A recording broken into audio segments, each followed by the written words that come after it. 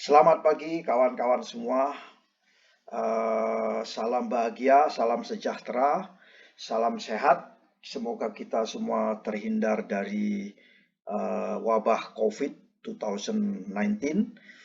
Semoga Tuhan Allah Subhanahu wa Ta'ala segera melepaskan ya dunia ini dari wabah atau pandemi COVID-19 sehingga kita bisa beraktivitas kembali di dalam bisnis perkapalan, bisnis pelayaran, termasuk diantaranya bisnis penangkapan ikan di laut ya.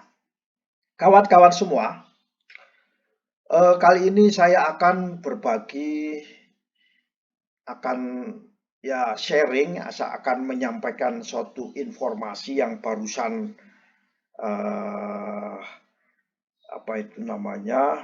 disampaikan oleh International Maritime Organization bahwa IMO menyelenggarakan satu diskusi ya, satu pertemuan yang secara webinar, conference dengan menggunakan webinar. Di situ dikatakan bahwa potentially bahkan bisa mendekati possibility-nya Cape Town Agreement itu akan diberlakukan pada tanggal 11 Oktober 2022. Artinya tinggal menghitung bulan saja. Sekarang sudah bulan Juli dan tahun depan adalah Juli, artinya setahun 3 bulan lagi ya. Artinya 15 bulan lagi bahwa dunia ini akan diwarnai dengan pengaturan penangkapan ikan secara internasional. Kawan-kawan semua, sampai dengan saat ini penangkapan ikan dengan menggunakan kapal ini masih belum menjadi interest negara-negara untuk meratifikasi konvensi tersebut. Jadi akhirnya sampai sekarang masih 16 negara. Harusnya harus sudah 22 supaya bisa segera diratifikasi. Nah, berbicara tentang ratifikasi Cape Town Agreement ya, Cape Town Agreement ini, kita harus tahu ikhwal atau kisah awalnya dari sebuah Cape Town Agreement, di mana Cape Town Agreement ini diawali dari suatu kota namanya Torremolinos di bilangan negara Spanyol, di mana negara Spanyol posisinya di paling barat daripada lautan Mediterania. Dan itu negara-negara berkumpul bersama karena ada isu yang paling hit pada saat itu, yaitu isu penangkapan ikan yang tidak diatur. Penangkapan ikan yang katanya ilegal. Sehingga mereka berkumpul untuk menghasilkan suatu konvensi, suatu hasil keputusan, suatu hasil kesepakatan. Delegasi di dalam pertemuan tersebut rupanya sangat antusias. Akhirnya dibuatlah Torremolinos 1977. Tapi apa boleh buat, hati ingin berkata, ingin menerapkan tersebut. Namun in practical, secara praktis di lapangan, sulit untuk diterapkan. Karena banyak kapal-kapal yang di bawah 24 meter itu masih beroperasi di lautan internasional. Padahal di dalam Torremolinos ini menyebutkan bahwa penangkapan ikan dilakukan untuk kapal-kapal yang ukurannya di atas 24 meter. Sehingga alhasil Torremolinos tidak diberlakukan atau belum diberlakukan. Bahkan sampai dengan hari ini ya. Hari ini tanggal berapa ini? Tanggal 6 Juli 2021. Akhirnya pasti ada satu jalan yang bisa membuatkan suatu konvensi, satu kesepakatan menjadi sangat legal.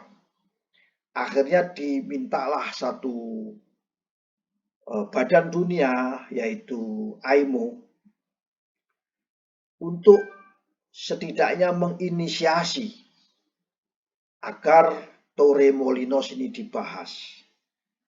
Sebenarnya tidak saja dengan FAO, Food and Agriculture, tetapi juga terlibat juga di situ membahas dengan ILO, dengan International Labour Organization. Spanyol negara yang termasuk paling intens karena beliau negara tersebut berada di dua sisi, satu lautan lepas, satu lautan tertutup, yaitu lautan Mediterania. Dan itu concernnya sangat tinggi. Ini menurut pendapat dari beberapa kawan saya yang menjadi delegasi dari Spain yang ikut dalam rapat-rapat tersebut. Akhirnya pada tahun 1993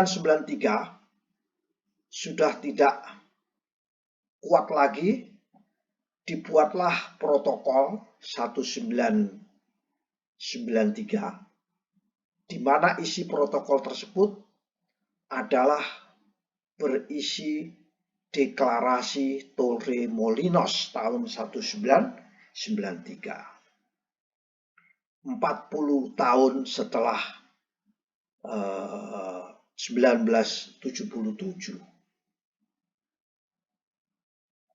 Harapannya dalam deklarasi tersebut, Torremolinos yang diterapkan di tahun yang dibuat di tahun 1977 ini agar bisa diterapkan di tahun 93 dengan mendeklarasikan bahwa penangkapan ilegal dilarang, penangkapan yang tidak diatur dia dilarang.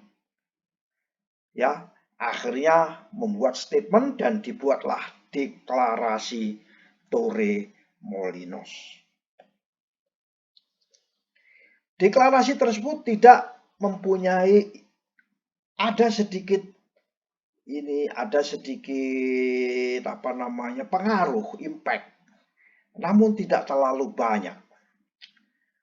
Maka negara-negara atas inisiasi IMO bersama ILO dan FAO itu melakukan suatu pertemuan yang dilakukan di South Africa, tepatnya di kota Cape Town tahun 2012. Negara-negara berjanji yang hadir di situ ingin mempromosikan kesepakatan Cape Town. Itulah kenapa disebut dengan Cape Town Agreement 2012. Di mana Cape Town Agreement ini berlakukan kepada kapal-kapal ikan yang ukurannya 24 meter ke atas dan mengibarkan bendera dari negara-negara yang hadir pada saat itu. Apa isinya? Tentunya perihal keselamatan minimum yang standar untuk kapal ikan. Lalu apa sebenarnya isi daripada Cape Town Agreement 2012 ini? Isinya adalah mewajibkan setiap kapal ikan untuk melakukan tindakan safety. Wajib ini safety. Untuk kapal-kapal ikan yang panjangnya 24 meter ke atas. Bagaimana dengan kapal-kapal yang di bawah 24 meter? Negara-negara diperbolehkan mengatur domestic regulation. Domestic regulation diatur. Makanya negara-negara yang hadir di dalam sidang IMO tersebut bisa mengambil template-nya dan bisa dimasukkan ke dalam regulasi negaranya. Tentunya dimodifikasi karena kapalnya ukurannya 24 meter, lokasi perairannya juga dekat dengan pantai ya. Dan Cape Town Agreement ini menjadi key tool, alat utama di dalam memerangi illegal fishing yang terjadi di tahun 1993 maupun 1997 yang sudah dibahas. Jadi kawan-kawan semua, isi yang ada di dalam Cape Town Agreement ini adalah mengenai konstruksi kapal yang bagus, yang safety untuk kapal ikan. Stabilitas yang safety untuk kapal ikan.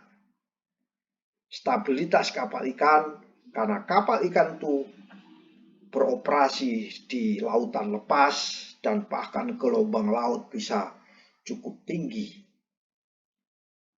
Kelayakan fishing vessel worthiness itu masuk di dalam Cape Town Agreement. Bagaimana instalasi mesin kapal ikan, bagaimana instalasi listriknya di kapal ikan, bagaimana sarana komunikasi, bagaimana caranya bila terjadi kebakaran, bagaimana tata cara menyelamatkan orang, nelayan berpotensi jatuh ke laut. Sehingga pada tahun 2019 ya, setidaknya 2 tahun yang lalu sebelum COVID itu melanda, Desember, artinya 2 bulan sebelum adanya COVID, negara-negara kumpul ya, 48 negara komit untuk meratifikasi Cape Town Agreement. Itulah kenapa presentasi saya ini saya sangat tertarik untuk menyampaikan, berbagi kepada kawan-kawan bahwa Cape Town Agreement akan segera diberlakukan, akan segera diratifikasi, karena persyaratan minimum untuk bisa memberlakukan aturan ini adalah 22 negara. Dan ini kita sudah diratifikasi 16 negara. Ya, tinggal 6 negara lagi. 6 negara lagi ini bisa diambil dari 48 negara ini yang sekarang sudah committed. Ya. Di dalam pertemuan tersebut dihadiri 120 negara. Dan 70 perwakilan dari para negara, pejabat yang setingkat menteri, dan 30 dari perwakilan organisasi internasional. Kenapa kok masih 100, Pak? Ya, selebihnya biasanya hadir dari NGO, non-government organization. Di dalam pertemuan tersebut ternyata ada konsensus. Di dalam hasil pertemuan setelah saya baca, saya simpulkan setidaknya ada 3 kesimpulan. Bahwa Cape Town Agreement adalah sudah mendesak untuk diberlakukan. Tidak menunggu beberapa lama. Waktu berjalan. Dan Cape Town Agreement tersebut sudah dipastikan bisa membantu di dalam program-program industri penangkapan ikan yang berkelanjutan, yang jangka panjang. Ikan adalah satu sumber alam, resources, natural resources, ya, yang mana suatu ketika bisa habis. IMO mengamanatkan harus berkelanjutan, harus sustainable.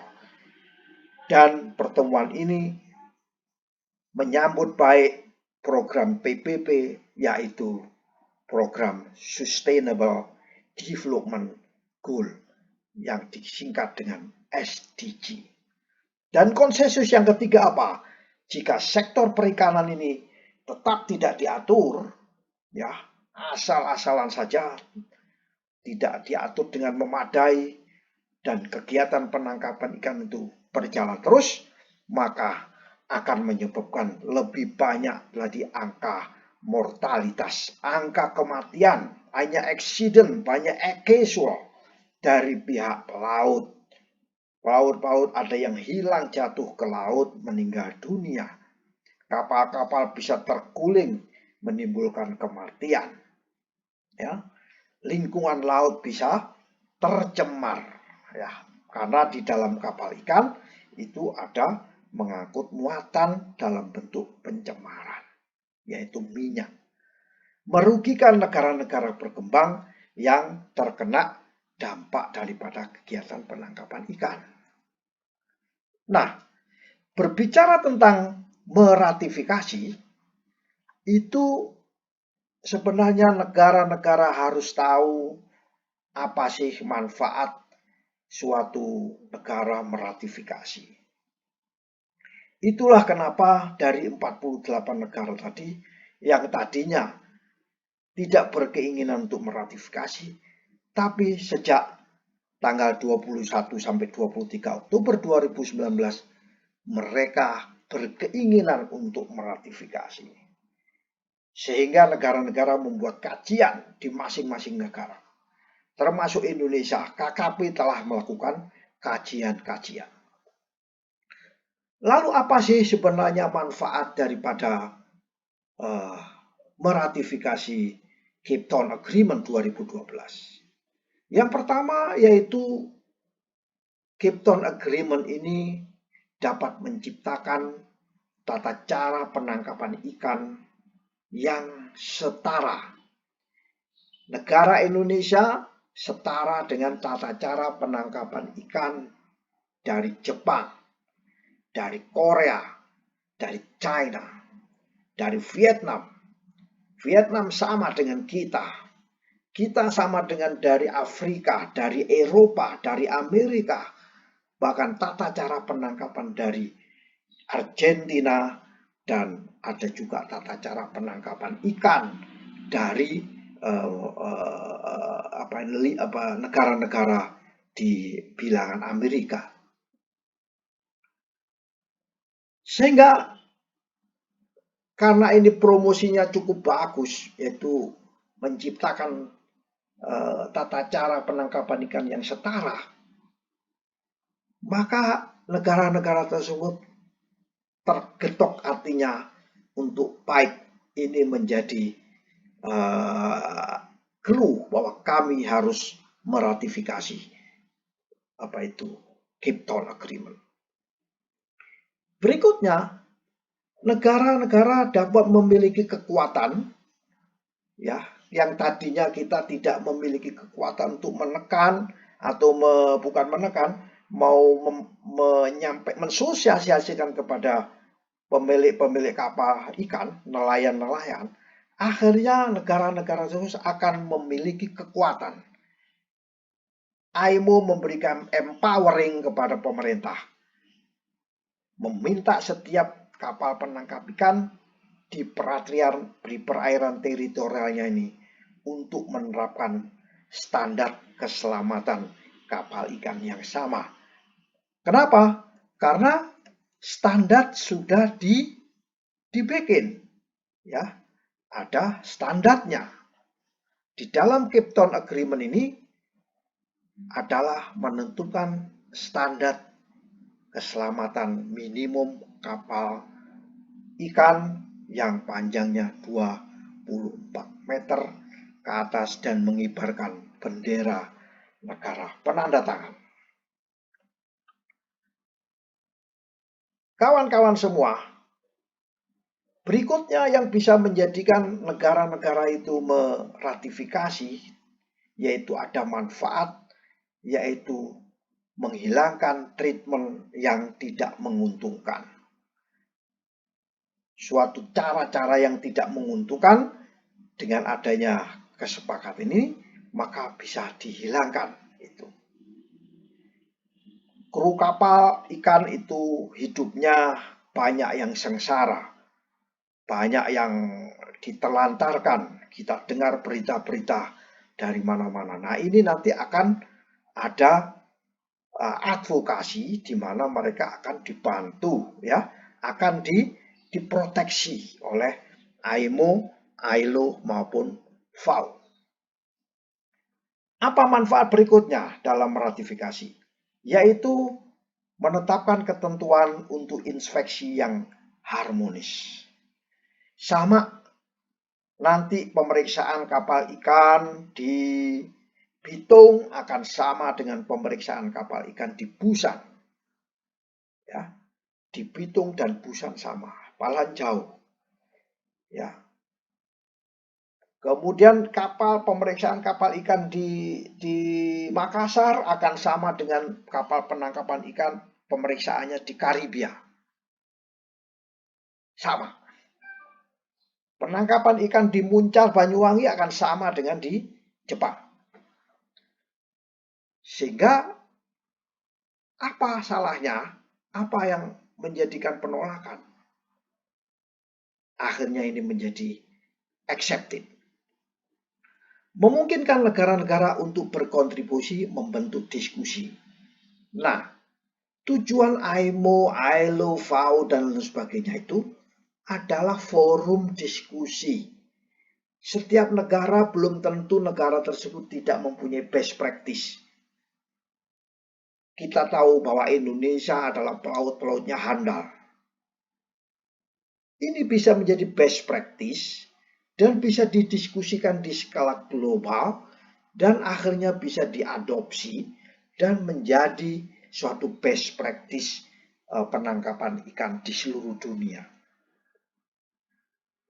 Tidak Indonesia saja, seluruh negara anggota IMO, 174 negara.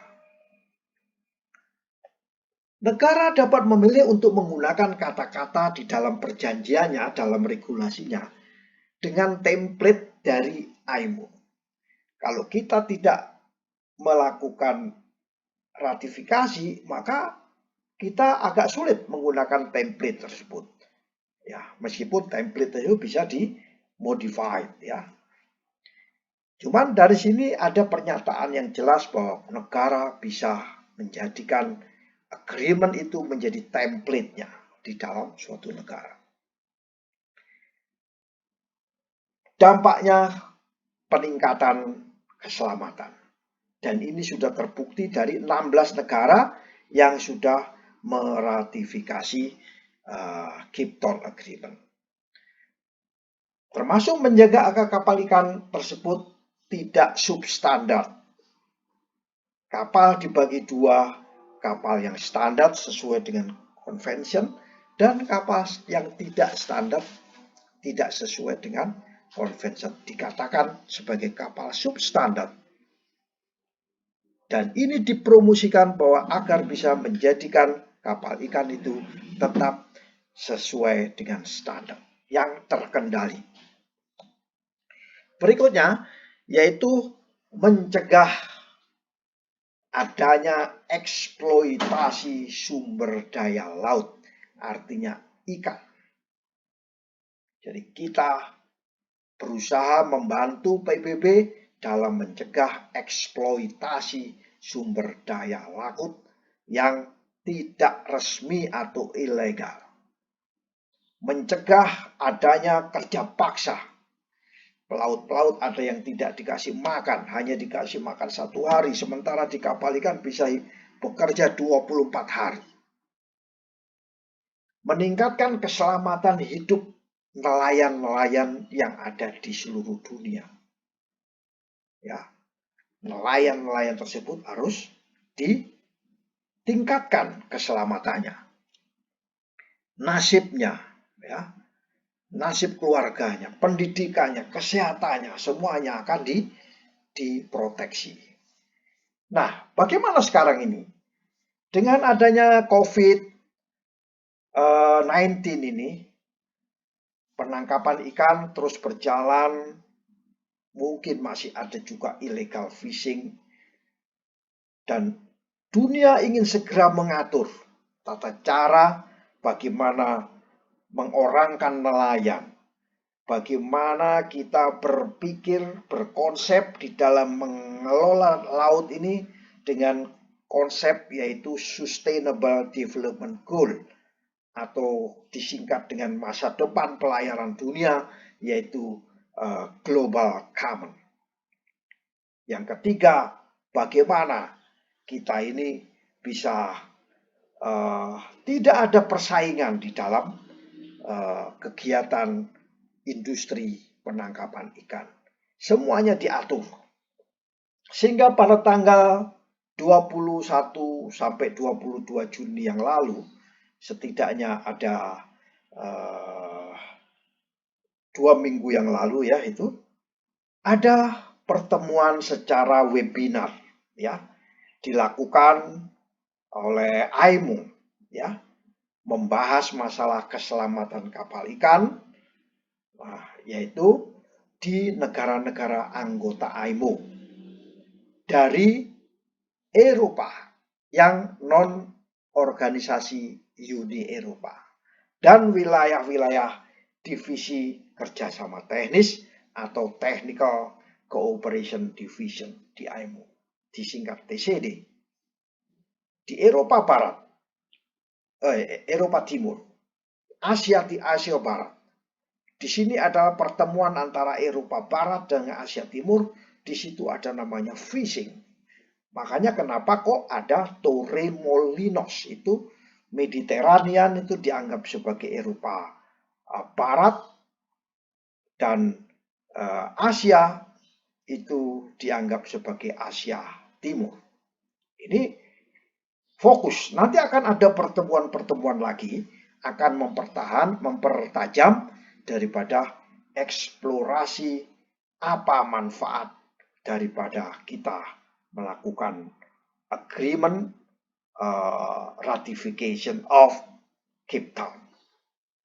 Nanti kita tunggu pertemuan-pertemuan berikutnya karena kita masih punya waktu sampai tanggal 11 Oktober Cape Town Agreement ini akan diratifikasi.